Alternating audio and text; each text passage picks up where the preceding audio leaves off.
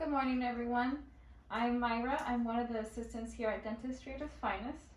I am one of the assistants that is working closely with Dr. Ayzin during this crisis. We are seeing emergency patients, and I just wanted to share with you what we are doing to prevent anything.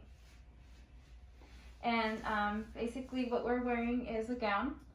We're also wearing a face shield, and we're wearing an N95 mask. We are using this for all of our patients so we can keep them safe and we can keep ourselves safe as well. I wanted to show you a little bit about how we are dressing our rooms, and basically we already follow these precautions. So everything that we touch has a barrier, just like your light here.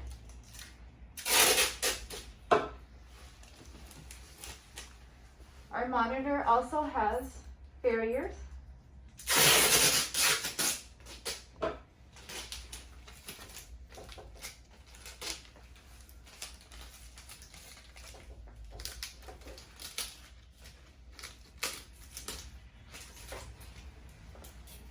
And our chair here also has.